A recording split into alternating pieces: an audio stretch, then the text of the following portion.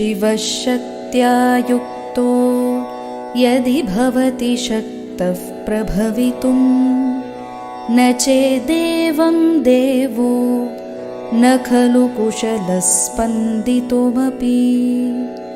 अतस्त्वामाराध्यां हरिहरविरिञ्चादिभिरपि प्रणन्तुं स्तोतुं वा कथमकृतपुण्यः प्रभवति। तनीयां सम्पांसुं तव चरणपङ्केरुहभवं विरिञ्चिः सञ्चिन्वन् विरचयति लोकानविकलम्। वहत्येनं शौरिः कथमपि सहस्रेण शिरसां हरः संक्षुद्यैनं भजति भसितोद्धूलनविधिम्। अविद्यानामन्तस्तिमिरमिहिरद्वीपनगरी जडानां चैतन्यस्तबकमकरन्दश्रुतिझरी दरिद्राणां चिन्तामणिगुणनिका जन्मजलधौ निमग्नानां दंष्ट्रा मुररिपुवराहस्य भवति। त्वदन्यः पाणिभ्याम् अभयवरदो दैवतगण त्वमेका नैवासि प्रकटितवराभीत्यभिनया। भयात्रातुं दातुं फलमपि च वाञ्छासमधिकं शरण्ये लोकानां तव हि चरणावेव निपुणौ। हरिस्त्वामाराध्य प्रणतजनसौभाग्यजननीं पुरा नारी भूत्वा पुररिपुमपि क्षोभमनयत्। स्मरोऽपि त्वां नत्वा रतिनयनलेह्येन वपुषा मुनीनामप्यन्तः प्रभवति हि मोहाय महताम्। धनुः पौष्पं मौर्वी मधुकरमयी पञ्चविशिखा वसन्तः सामन्तो मलयमरुदायोधनरतः। तथाप्येकः सर्वं हिमगिरिसुते कामपि कृपाम् अपाङ्गात्ते लब्ध्वा जगदिदमनङ्गो विजयते। क्वणत्काञ्चीदामा करिकलभकुम्भस्तननता परिक्षीणा मध्ये परिणतशरच्चन्द्रवदना। धोऽपि भ्रूमध्ये सकलमपि भित्त्वा कुलपथं सहस्रारे पद्मे सहरहसि पत्या विहरसे। सुधाधारासारैः चरणयुगलान्तर्विगलितैः प्रपञ्चं सिञ्चन्ति पुनरपि रसाम्नाय वहसः। अवाप्य स्वां भूमिं भुजगनिभमध्युष्टवलयं स्वमात्मानं कृत्वा स्वपिशिकुलकुण्डे कुहरिणी।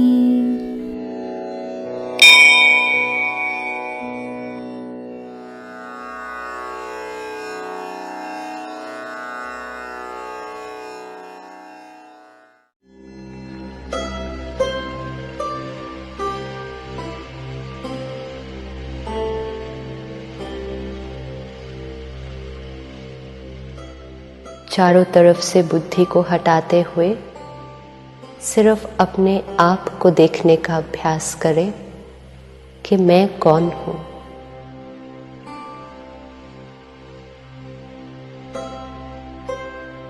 इस शरीर को चलाने वाली हर संकल्प की रचना करने वाली, हर भावना को महसूस करने वाली मैं चैतन्य शक्ति आत्मा हूं।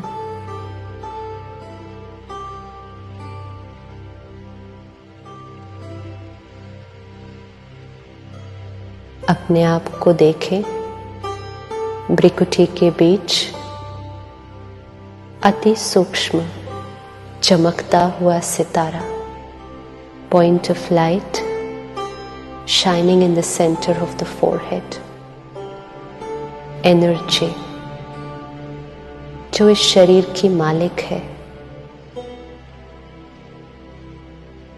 मैं आत्मा अपने ओरिजिनल स्वरूप में शांत स्वरूप हूं।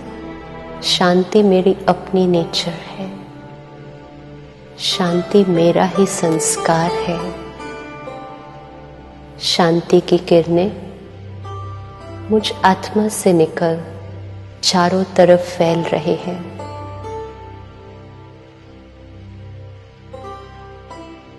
बुद्धि के द्वारा हल्के से उसको देखने का प्रयास कीजिए। मैं एक चैतन्य शक्ति हूं। मैं आत्मा ज्योति स्वरूप इस प्रकृति के बीच विराजमान इस शरीर की मालिक हूं।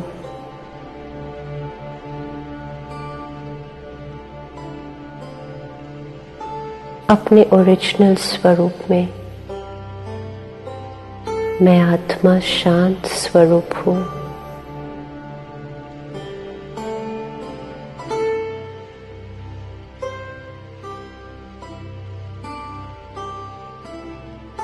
शांति जिसको मैं हर जगह ढूंढ रही थी,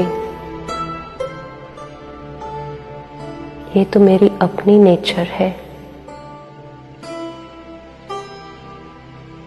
मेरी अपनी प्रॉपर्टी है,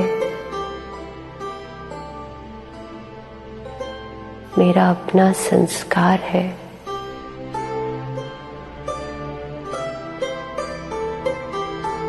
शांति के वाइब्रेशंस मुझ आत्मा से निकल चारों तरफ फैल रहे हैं।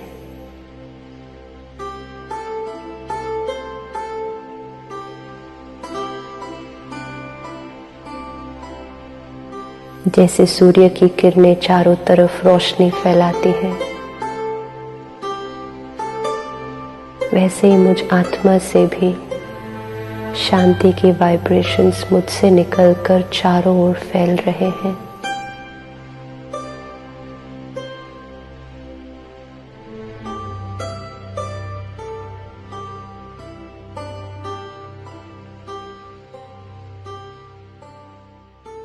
मैं आत्मा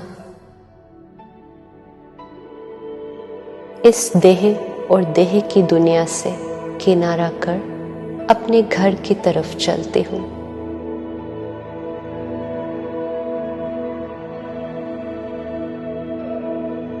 देखें अपने आप को, that point of light traveling upwards.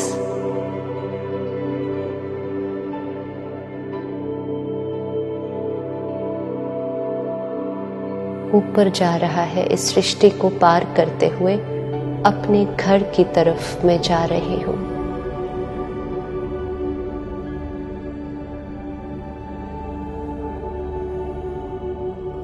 उस चांद सितारों की दुनिया को पार करते हुए अपने घर में आत्मा पहुंची हूं, जहां चारों तरफ प्रकाश ही प्रकाश है, शांति ही शांति है।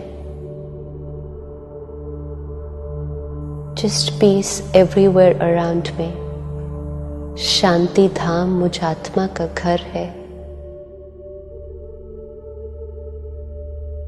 मैं आत्मा मीठे शिव बाबा जो मुझ आत्मा का पिता है, मुझ आत्मा की तरह ही वो भी एक प्रकाश का पुंज है, ज्योति स्वरूप है, पॉइंट ऑफ लाइट। मैं आत्मा उनके सम्मुख आकर बैठ जाती हूँ। शिव बाबा, जिनसे मैं हर संबंध जोड़ सकती हूँ, चाहे वो माता पिता का संबंध है, चाहे वो बच्चे या दोस्त का संबंध है, हर संबंध मैं शिव बाबा के साथ अनुभव कर सकती हूँ।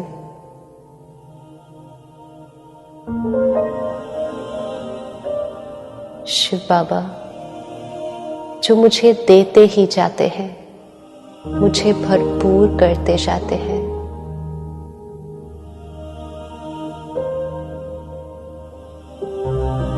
अपने मन में जो भी बात हो, जो परेशान कर रही हो, इस दोस्त से कर सकते हैं।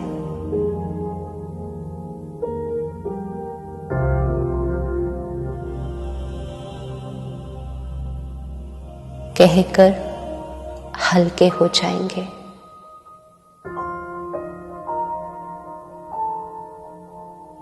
शिव बाबा शांति का सागर है। जिस शांति को सारी दुनिया ढूंढ रही है, वो शांति का सागर मेरा पिता है।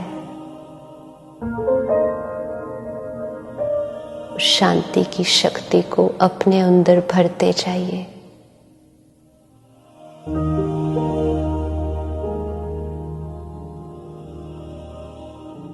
भरकर वो शक्ति मुझ आत्मा से निकल सारी सृष्टि पर फैल रही है।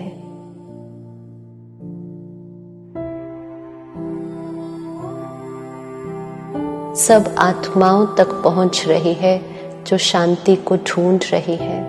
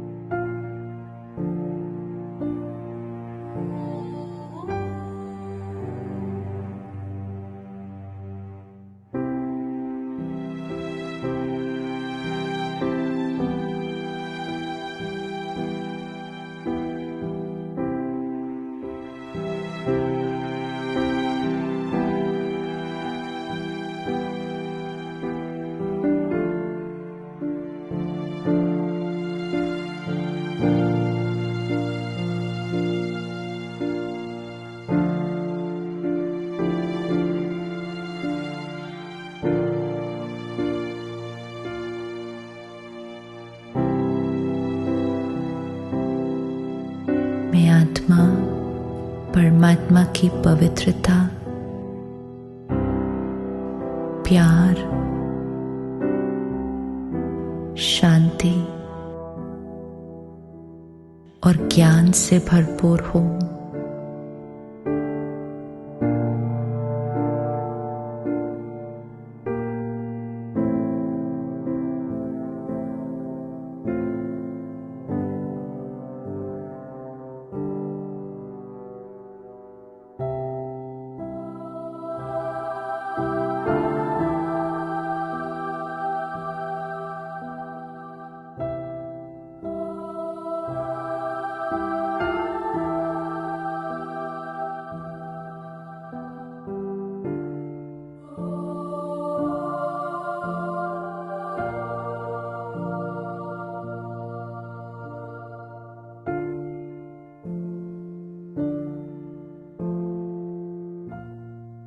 परमात्मा का प्यार और प्योरिटी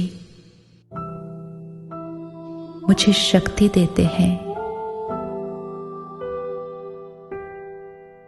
कि मेरे जीवन में परमात्मा की प्योरिटी मेरे शरीर के कण कण में फैल रही है।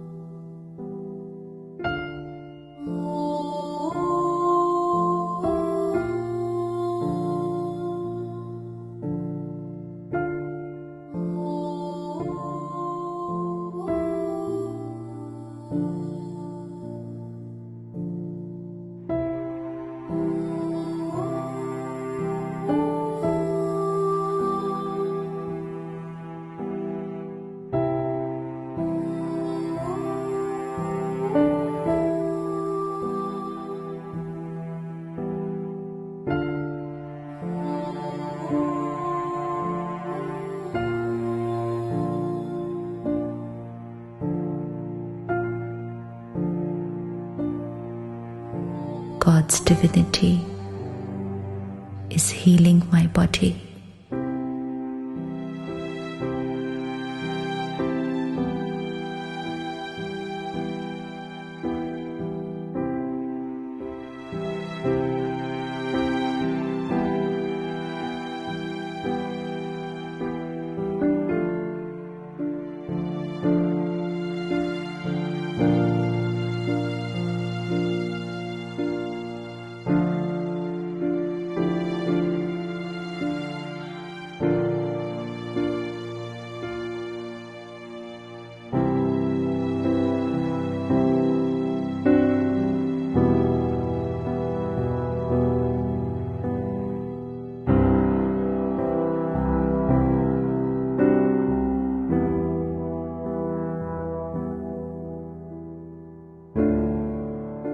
भगवान की शक्तियों से भरपूर मैं आत्मा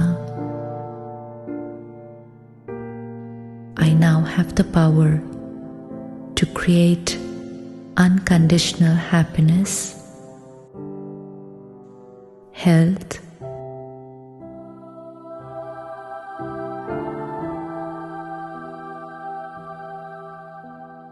harmony in my relationships,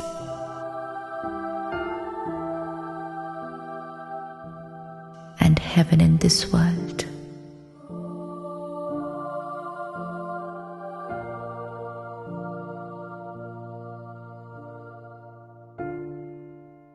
परमात्मा के प्यार और शक्तियों को अपने अंदर भरते हुए अब मैं आत्मा अपने घर से वापस उस दुनिया की तरफ चलूं जहां से मैं आई थी।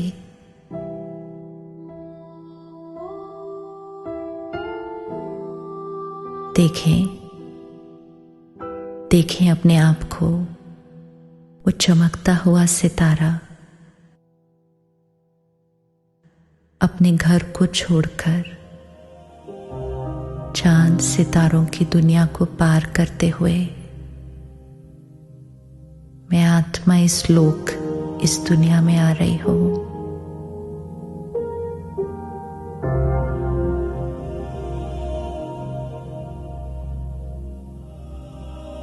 इस सृष्टि पर अपने शरीर में भ्रिकुटी के बीच in the centre of the forehead मैं आत्मा अपने स्थान पर आकर बैठी हूं।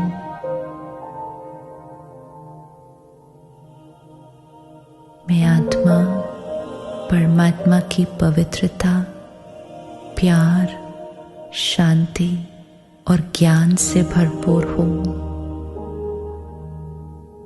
परमात्मा का प्यार और प्योरिटी मुझे शक्ति देते हैं। ओम शांति।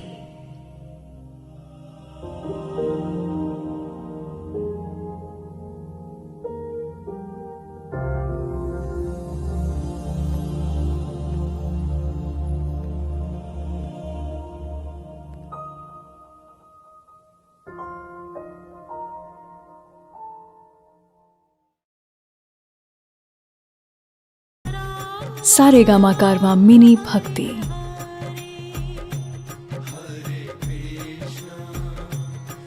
भगवद गीता अध्याय 5 कर्म संन्यास योग। नमस्कार दोस्तों, मैं शैलेंद्र भारती आपका हार्दिक स्वागत करता हूं। गीता की गंगा में बहते हुए हम 5वें चैप्टर पर आ गए हैं। दोस्तों, दुनिया में कुछ अलग करना है तो दुनिया से कुछ अलग जानना भी पड़ेगा, और गीता से बड़ा कोई ज्ञान नहीं।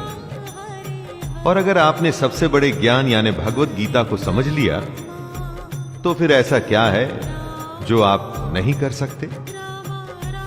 तो आइए प्रारंभ करते हैं भगवद गीता के अध्याय 5 कर्म संन्यास योग का। अर्जुन उवाच संन्यासं कर्मणां कृष्ण पुनर्योगं च शंससि। यच्छ्रेय एतयोरेकं तन्मे ब्रूहि सुनिश्चितम्। अर्जुन बोले, हे कृष्ण, पहले तो आप कर्मों के संन्यास की बात करते हैं और साथ ही साथ में कर्मयोग की तारीफ भी करते हैं। प्रभु, आप सीधे सीधे जो मेरे लिए फायदेमंद है वो बताइए। दोस्तों, कहीं जाने के लिए जब आप रास्ता पूछते हैं और अगर आपको 2 रास्ते बताए जाएं तो आप कहते हैं, भाई जो रास्ता आसान है वो बताइए, जहां से मैं जल्दी अपनी मंजिल पर पहुंच सकूं। सीखने वाले को अधिकार होता है कि वो सिखाने वाले से कहे कि मुझे सही सिखाएं या सही प्रश्न का सही उत्तर बताएं। हम भी अर्जुन की तरह हमेशा ऐसी ही हालत में होते हैं दोस्तों, जहां हमें सही जवाब नहीं पता होता, और अर्जुन की तरह हमें भी जवाब पाने से कभी पीछे नहीं हटना चाहिए। श्री भगवानुवाच सन्न्यासः कर्मयोगश्च निःश्रेयस्करावुभौ तयोस्तु कर्म संन्यासात् कर्मयोगो विशिष्यते। श्री भगवान कहते हैं, कर्म संन्यास और कर्म योग ये दोनों ही फायदा पहुंचाने वाले हैं, लेकिन इन दोनों में कर्म योग साधन आसान होने की वजह से बेहतर है। दोनों रास्ते मंजिल पर पहुंचाएंगे, लेकिन एक रास्ता मुश्किल है। इसमें जगह जगह पर नदियां, नाले, पहाड़ और खाइयां आएंगी, लेकिन दूसरा रास्ता इससे कहीं आसान है, और ये रास्ता है कर्म योग का। कर्म योग वो रास्ता है जो हम में से हर कोई हर समय कर सकता है। इसके लिए कोई खास बड़ी तैयारी नहीं करनी होती दोस्तों, बस अपनी रोजमर्रा की जिंदगी को निष्ठा और कर्तव्य के साथ जीना होता है। ज्ञेयः स नित्य सन्न्यासी यो न द्वेष्टि न कांक्षति निर्द्वन्द्वो हि महाबाहो सुखं बन्धात् प्रमुच्यते। हे अर्जुन, जो पुरुष न किसी से जलन रखता है और ना ही किसी वस्तु को पाने की इच्छा रखता है, ऐसे कर्म योगी को सन्यासी समझना चाहिए, क्योंकि ऐसे लोग जो मोह और क्रोध से छूट जाते हैं, ऐसे लोग संसार के बंधन से मुक्त हो जाते हैं। उन्हें या तो कुछ पाने की इच्छा होती है, जैसे धन, शोहरत, या ऐसी हालत जिससे आप नफरत करते हैं और निकलना भी चाहते हैं। जब इस तरह के दुनिया के बंधन में फंसे होते हैं तो और कुछ नहीं कर पाते, बस फंसते ही चले जाते हैं। लेकिन जैसा कृष्ण कह रहे हैं, अगर आप दोनों को छोड़ सकें, ना ही इच्छा हो और ना ही किसी के लिए नफरत, तो आप ऐसे कर्म योगी हैं जिसको सच्चा सन्यासी माना जाएगा। सांख्य योगौ पृथक बालाः प्रवदन्ति न पंडिताः एकमप्यास्थितः सम्यक् उभयोर्विन्दते फलम्। कुछ लोग ऐसा मानते हैं कि सन्यास और कर्म योग से अलग अलग फल मिलता है। कृष्ण ऐसे लोगों को मूर्ख बता रहे हैं। दोनों 2 अलग रास्ते हैं दोस्तों। जिसकी डेस्टिनेशन है वो परमात्मा, जिसमें हमें एक दिन मिल जाना है। सन्यासी उसे मत मानिए जो गेरुए कपड़ों में दुनिया को छोड़ भिक्षा मांग के जिंदा रहता है। असली सन्यासी वो है जिसने अपनी फीलिंग्स पर विजय पाई है, जो अच्छे और बुरे को एक जैसा समझता है। और कई ऐसे हैं जो कर्म योग में रहकर भगवान को पाना चाहते हैं। वो भी गलत नहीं है। आपको अपना रास्ता स्वयं चुनना है। यत् सांख्यैः प्राप्यते स्थानं तद्योगैरपि गम्यते एकं सांख्यं च योगं च यः पश्यति स पश्यति। परम धाम यानी सदगति, फाइनल डेस्टिनेशन ज्ञान योगियों को भी प्राप्त होता है और कर्म योगियों को भी। इसलिए समझदार को ज्ञान योग और कर्म योग को एक ही समझना चाहिए। कृष्ण ये बात उनके लिए कह रहे हैं जो जगह जगह ज्ञान दिए फिरते हैं कि हर समय भगवान की पूजा करो और कोई काम मत करो। ये पाखंड है दोस्तों। जैसे ज्ञान योग एक रास्ता है, वैसे ही कर्म योग से भी आप मंजिल को पा सकते हैं। इसमें ध्यान देने की बात यह है कि कृष्ण कभी भी परिवार को छोड़ने की या अपने कर्तव्य को छोड़ने की बात नहीं करते। संन्यासस्तु महाबाहो दुःखमाप्तु मयोगतः योगयुक्तो मुनिर्ब्रह्म न चिरेणाधिगच्छति।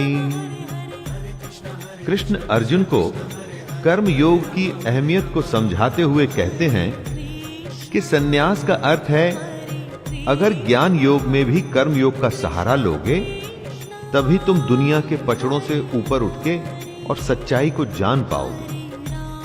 और अगर तुम्हें सच्चाई को जानना है तो अपने आप को कर्तापन यानी कि अहंकार, जैसे कि मैं हूं, मैं ही करता हूं, इसे छोड़ना होगा।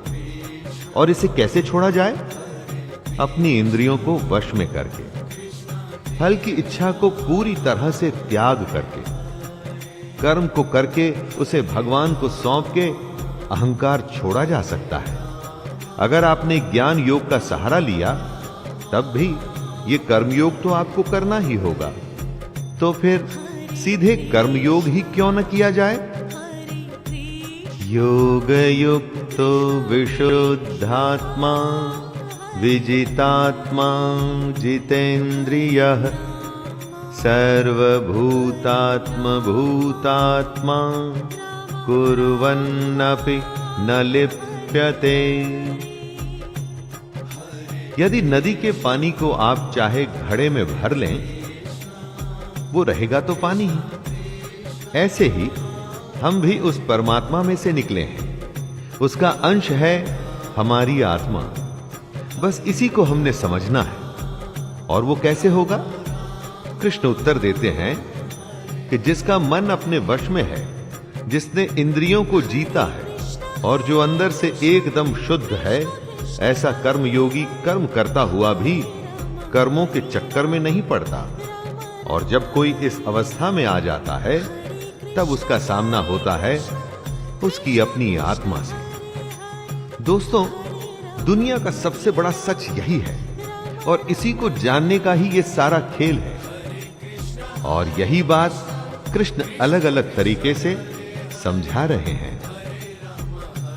नैव किंचित करोमीति युक्तो मन्येत तत्त्ववित् पश्यन् शृण्वन् स्पृशन् जिघ्रन् नश्नन् गच्छन् स्वपन् श्वसन् प्रलपन् विसृजन् गृह्णन् नुन्मिषन् निमिषन्नपि इन्द्रियाणीन्द्रियार्थेषु वर्तन्त इति धारयन्। जो सच्चाई को जान चुका है, जिसे ज्ञान प्राप्त है, वो सांख्य योगी देखता है, सुनता है, स्पर्श करता है, सूंघता है, खाना खाता है, सोता है, सांस लेता है, बोलता है, सब कुछ करता है जो मैं और आप करते हैं। लेकिन उस ज्ञानी और हम सब में एक बहुत बड़ा फर्क है दोस्तों। वो ये कि सब कुछ करते हुए भी वो जान रहा है कि ये वो नहीं, कोई और कर रहा है। वो खुद को इस सब को करने वाला नहीं मानता, वो इस सब के पीछे ईश्वर को मानता है। अपना हर कर्म वो भगवान को सौंप देता है। हम ये समझते हैं कि हम अपनी दुनिया को चलाने वाले स्वयं हैं, परंतु यही फर्क है हम में और ज्ञानी में। ब्रह्मण्याधाय कर्माणि संगम त्यक्त्वा करोति यः लिप्यते न स पापेन पद्मपत्रमिवाम्भसा। कमल के फूल को ध्यान से देखिएगा दोस्तों, वो होता कीचड़ में है, उस पर से पानी आता जाता रहता है, लेकिन उसका पत्ता हमेशा सूखा ही मिलेगा। कीचड़ में रहकर भी वो उसमें लिप्त नहीं होता। यही समझदार की निशानी है। ऐसे ही इंसान को ज्ञानी कहते हैं, जो इस दुनिया में रहे, अपने सारे कर्म कर्तव्य निभाए, लेकिन उसमें लिप्त न हो, इनके चक्करों में न फंसे। जिम्मेदारियों से आप बच नहीं सकते दोस्तों, उनसे भागना कायरता होती है। जिम्मेदारियां तो हमें निभानी है, दुनिया के सारे काम करने ही पड़ेंगे, लेकिन ये काम ऐसे करने हैं जिसमें हम फंस न जाए, जैसा कि कृष्ण बता रहे हैं। कायेन मनसा बुद्धया केवलैरिन्द्रियैरपि योगिनः कर्म कुर्वन्ति संगत्यक्त्वात्मशुद्धये। कर्म योगी आखिर क्या होते हैं, जरा उन्हें समझने की कोशिश कीजिए दोस्तों। योगी अपने शरीर, मन, बुद्धि या इंद्रियों से कर्म करते हैं, लेकिन अपने अंदर से वो भगवान को समर्पित करते रहते हैं। बाहर से देख के ऐसा लगता है कि ये तो सब कुछ हमारे जैसे ही कर रहे हैं, हमारे जैसे ही परिवार हैं, नौकर हैं, नौकरी हैं, सब कुछ तो नॉर्मल है। लेकिन ऐसा सिर्फ दिखता है। योगी अंदर से एकदम शांत और गंभीर होता है, क्योंकि वो अंदर की आत्मा और परमात्मा का संबंध जान चुका है। इसके बावजूद वो सारे कर्म करता है। युक्तः कर्म फलम त्यक्त्वा शान्तिमाप्नोति नैष्ठिकीम् अयुक्तः कामकारेण फले सक्तो निबध्यते। कर्म योगी को और समझाते हुए कृष्ण कह रहे हैं कि कर्म योगी कर्मों के फल का त्याग कर देता है, और इस त्याग की वजह से ही वो भगवान को हासिल कर पाता है। और वहीं दूसरी तरफ जो कर्म योगी नहीं है, जैसे कि हम में से ज्यादातर लोग, हमारे जैसे लोग कर्म के फल की इच्छा करते हैं और बस इसीलिए उसमें बंधे चले जाते हैं और कभी भी इस दुनिया के झमेलों से छूट ही नहीं पाते। देखा जाए तो दोस्तों एक बहुत छोटा सा फर्क है इसमें। कर्म दोनों कर रहे हैं, बस फल से एक का लेना देना नहीं है और एक का बिल्कुल है, लेकिन इस छोटे से फर्क का नतीजा बहुत बड़ा होता है। सर्व कर्माणि मनसा सन्न्यस्यास्ते सुखं वशी नवद्वारे पुरे देहि नैव कुर्वन्न कारयन्। हमारा शरीर एक घर है जिसे 9 द्वारों वाला माना गया है। 9 द्वार जैसे 2 आंखें, 2 कान, 2 नाक के छेद और इत्यादि। इन्हीं 9 द्वारों के जरिए हम बाहर की दुनिया से डील करते हैं। दुनिया का कोई भी काम बिना इन 9 द्वारों के पॉसिबल नहीं है दोस्तों।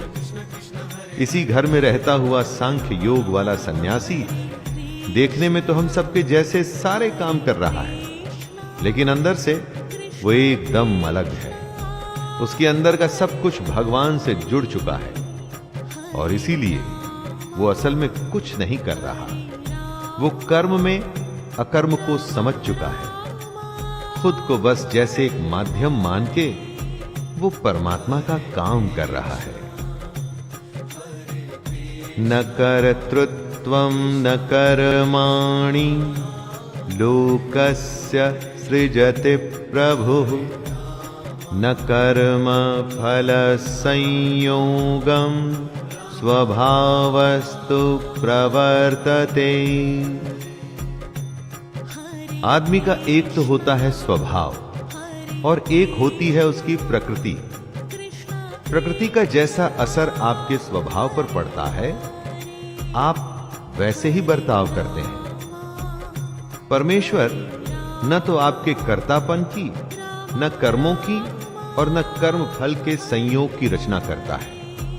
इन सब का संयोग आपके स्वभाव की वजह से होता है। आपका स्वभाव विकृत है या विकसित है, इस पर ही डिपेंड करता है कि आप क्या करेंगे। आपके करने पर कौन सा कर्म होगा और उस कर्म के अनुसार आपको क्या फल मिलेगा। इस सब के लिए खुद को ही जिम्मेदार मानिए दोस्तों। ऐसा मत सोचिएगा कि मैंने तो मेहनत की थी लेकिन भगवान ने ही फल नहीं दिया।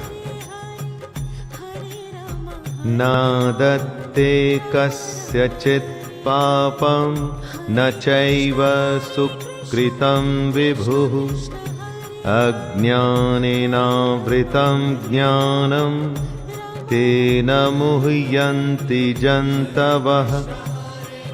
सब कुछ हमारे अंदर है, बस उसे हमारे सामने लाने की देरी भर होती है। उससे 1 to 1 करने की जरूरत होती है दोस्तों।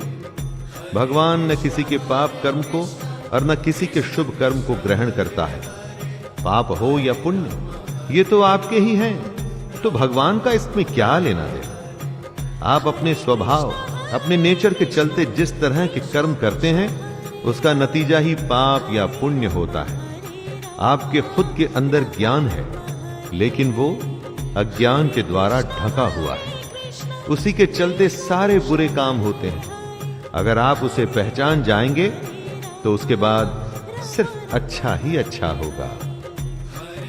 ज्ञानेन तु तदज्ञानं येषां नाशितमात्मनः तेषामादित्यवज्ञानं प्रकाशयति तत्परम्।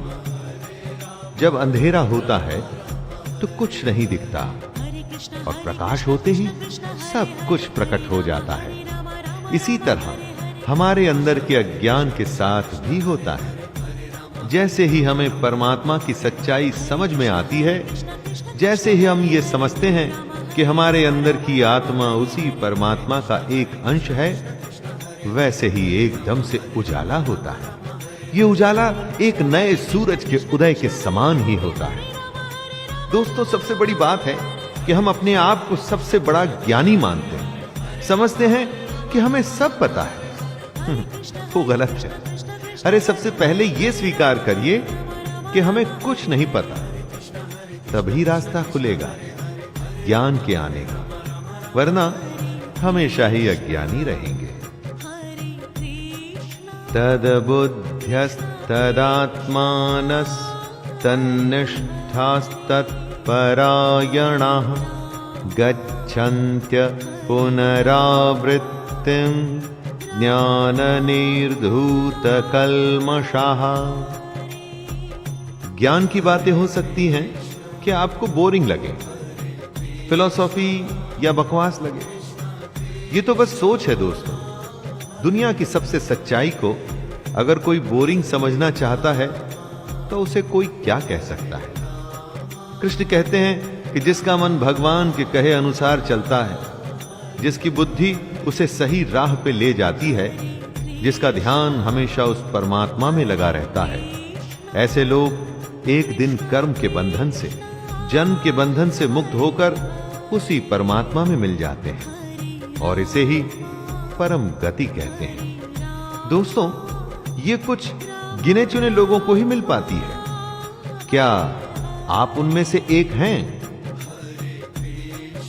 विद्या विनय संपन्ने ब्राह्मणे गविहस्तिनि शुनि चैव श्वपाके च पंडिताः समदर्शिनः। समदर्शिता यानी कि समान भाव रखना।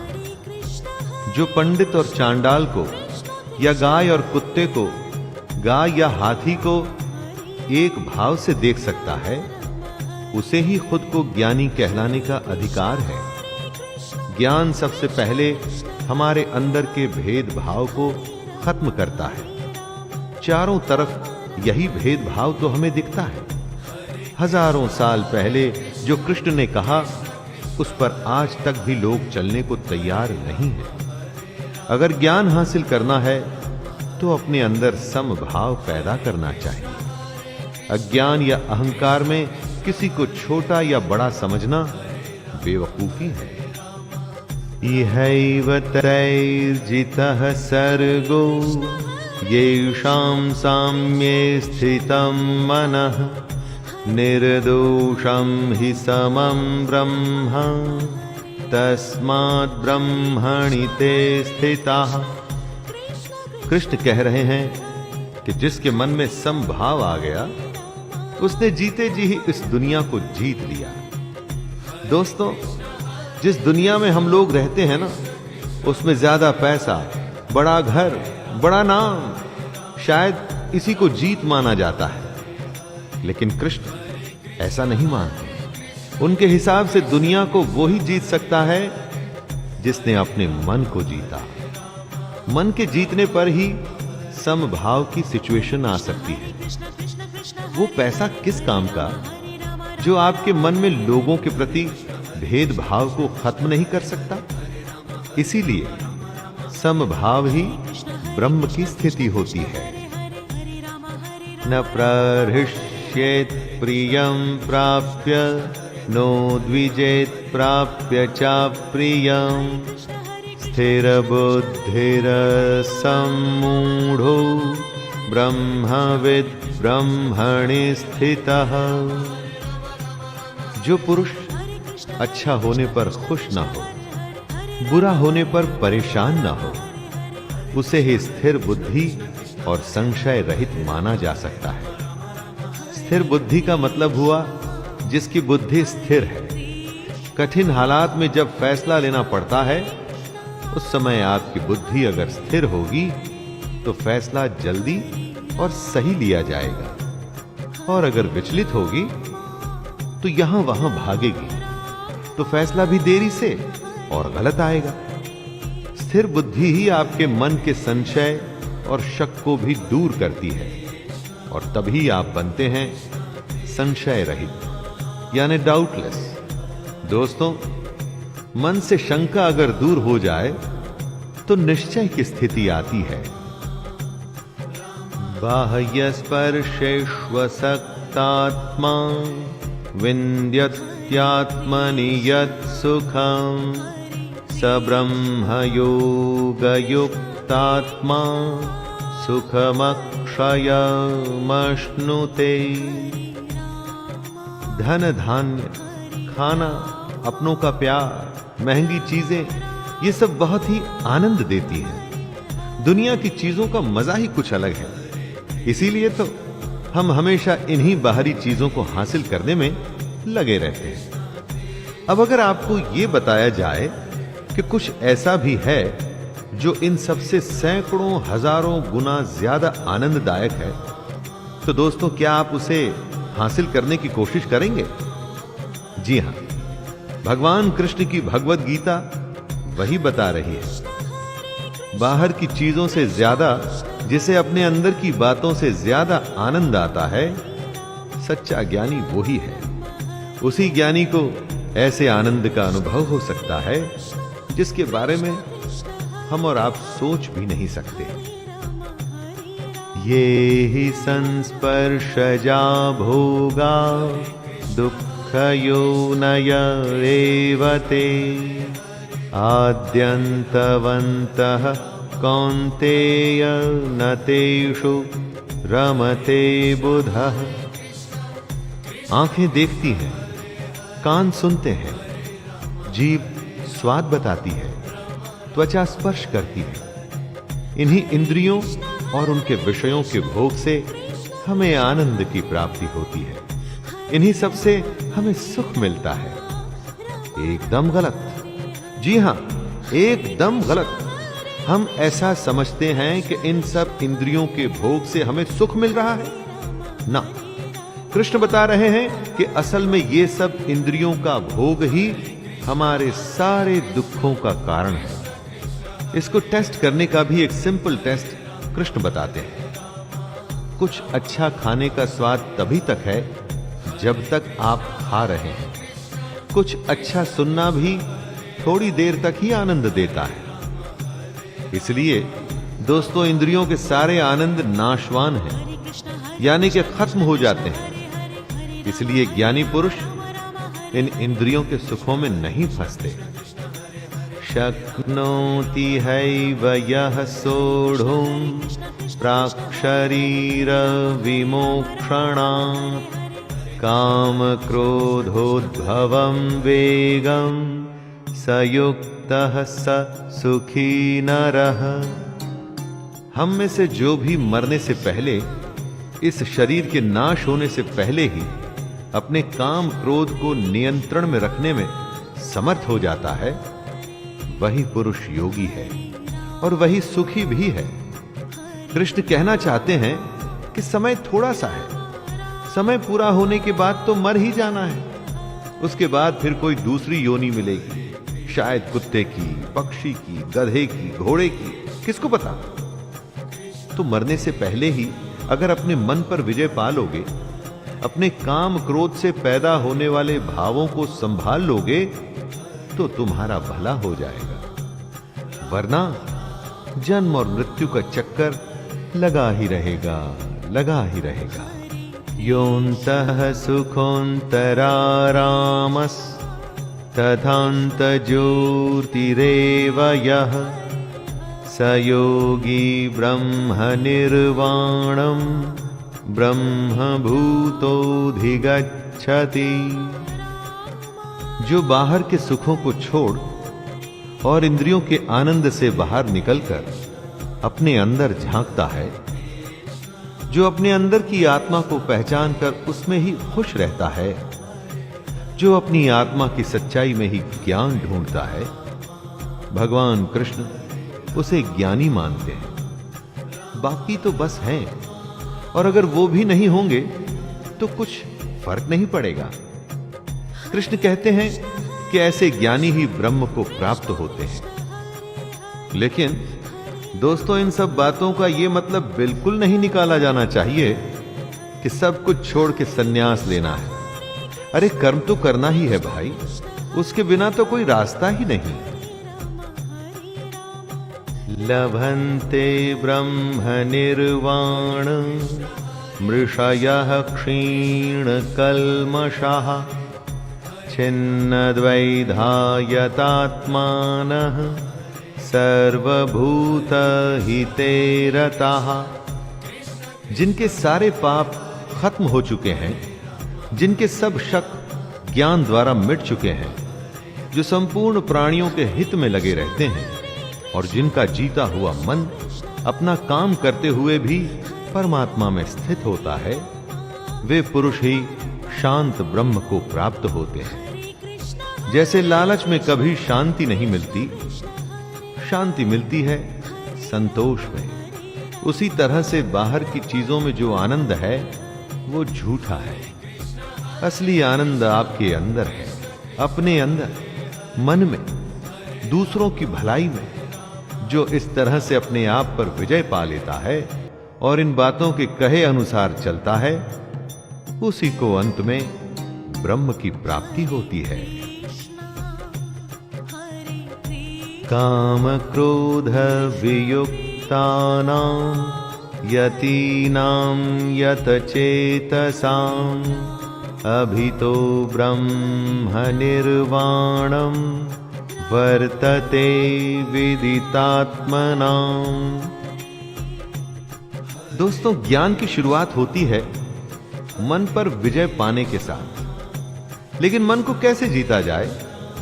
अपनी भावनाओं को कंट्रोल करके। जब भी आप बेहद ज्यादा गुस्सा होते हैं तो आपको पता लगता है, बहुत ज्यादा प्यार में होते हैं तो भी पता लगता है। बस इसी अति को रोकना है। यही वो भावनाएं हैं जिनको नियंत्रण में लाना है। काम क्रोध पर तभी विजय पा पाएंगे जब मन में प्रण करेंगे कि विजय पानी ही है। सोचेंगे ही नहीं तो कभी कुछ होगा ही नहीं दोस्तों। और जिस दिन ऐसा हो गया तो सोच लीजिए, आपके अज्ञान पर से पर्दा हट रहा है और आप ब्रह्म के पास हो रहे हैं। स्पर्शान् कृत्वा बहिर्बाह्यांश चक्षुश्चैवान्तरे भ्रुवोः प्राणापानौ समौ कृत्वा नासाभ्यन्तरचारिणौ यतेन्द्रियमनोबुद्धिर्मुनिर्मोक्षपरायणः विगतेच्छा भयक्रोधो यह सदा मुक्त एव सः। दुनियादारी को भूल बाहर के विषय भोगों को छोड़ के आंखों की दृष्टि को माथे के बीच में स्थित करके अपनी सांस पर ध्यान दीजिए। इसे ही प्राणायाम कहते हैं। ये एक माध्यम है ध्यान में जाने का, अपनी इंद्रियों को वश में करने का। जिंदा रहने के लिए अपने आप सांसें तो सबकी चलती हैं। अपनों को औरों से अलग करिए दोस्तों। अपनी आती और जाती हुई सांसों को नियंत्रण में करिए। तभी आप अपनी इंद्रियों, मन और बुद्धि को जीत पाएंगे। तभी आप इच्छा, भय और क्रोध से छूट पाएंगे और इसी से ही आपको मुक्ति मिलेगी।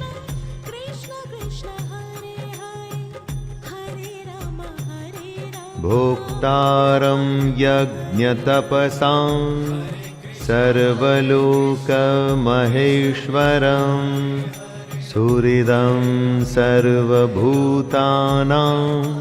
ज्ञात्वा मां शान्तिमृच्छति। अपने कहे पर चलने वाले को कृष्ण अपना भक्त मानते हैं, जो उन्हें बहुत प्रिय है। वो कहते हैं कि जो यज्ञ करता है और सैक्रिफाइस करके मेरे कहे पर चलता है, अपने कर्तव्यों का सच्चे मन से पालन करता है, वो एक दिन मुझे ही प्राप्त होता है और मैं उसे प्राप्त होता हूं।